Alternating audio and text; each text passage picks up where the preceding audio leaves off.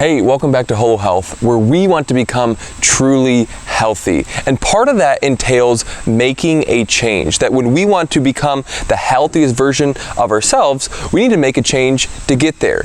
But there's a myth when it comes to making a change. And that myth is this, that in order to get a big result, we need to make a big change. Where if we want to lose 20 pounds, we need to live in the gym, only eat chicken and rice, only drink water, just completely revolutionize. But that's completely unsustainable. But instead, I like to follow this theory of the aggregation of marginal gains, and I want to read something to you that's going to make a lot more sense, which is ultimately going to lead us down a better path. So let me read this really quick to you and it'll make more sense. It's out of the book Atomic Habits. It says, the fate of British cycling changed one day in 2003. The organization which was the governing body for professional cycling in Great Britain, had recently hired Dave Brailsford as its new performance director. At the time, professional cyclists in Great Britain had endured nearly 100 years of mediocrity. Since 1908, British riders had won just a single gold medal at the Olympic Games, and they had fared even worse in cycling's biggest race, the Tour de France. In 110 years, no British cyclist had ever won the event. In fact, the performance of British riders had been so underwhelming that one of the top bike manufacturers in Europe refused to sell bikes to this team because they were afraid it would hurt their sales. Brailsford had been hired to put British cycling on a new trajectory.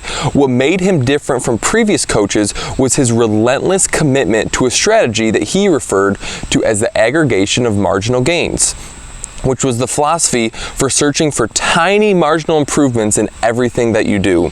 Brailsford said the whole principle came down from the idea that if you broke down everything you do or could think of that goes into riding a bike and then improve it by 1%, you will get significant increase when you put them all together. Brailsford and his coaches began by making small adjustments you might expect from a professional cycling team. They redesigned the bike seats to make them more comfortable and rubbed alcohol on the tires for better grip. They asked riders to wear electrically heated overshorts to maintain ideal muscle temperature while riding, and used biofeedback sensors to monitor how each athlete responded to a particular workout. It continues, the team tested various fabrics in a wind tunnel and had their outdoor riders switch to indoor racing suits, which proved to be lighter and more aerodynamic. But it didn't stop there. Brailsford and his team continued to find 1% improvements in overlooked and unexpected areas. They tested different types of massage gels to see which one led to the fastest muscle recovery.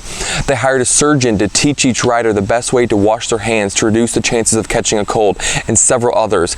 As these and hundreds of other small improvements accumulated, the results came faster than anyone could have imagined. Just 5 years after Brailsford took over, the British cycling team dominated the road and track cycling events of the 2008 Olympic Games in Beijing, where they won an astounding 60% of the gold medals available. 4 years later, when the Olympic Games were in London, the Brits raised the bar as they set 9 Olympic records and 7 world records. That same year, Bradley Wiggins became the first British cyclist to win the Tour de France. The next year, his teammate Chris Froome won the race, where he would go and win in 2015, 16, and 2017, giving the British team 5 Tour de France victories in 6 years. During that 10-year span, British cyclists won 178 championships and 66 Olympic gold medals and captured 5 Tour de France victories in what is widely regarded as the most successful run in cycling history. So how does that happen? How do you become literally the worst and in a less than 10-year span capture 178 gold medals? Well, it's that simple philosophy of the aggregation of marginal gains, getting 1% better. So what does that look like in your life? Maybe instead of grabbing the pop, you grab the water. Or maybe instead of getting the Chick-fil-A sandwich, maybe you get the salad. But if you look at everything you do and break it down and say, hey, how can I be better today? How can I make one decision that can improve my life, improve my health today? Maybe you can be on the same trajectory as this. Thanks, guys. We'll see you next time.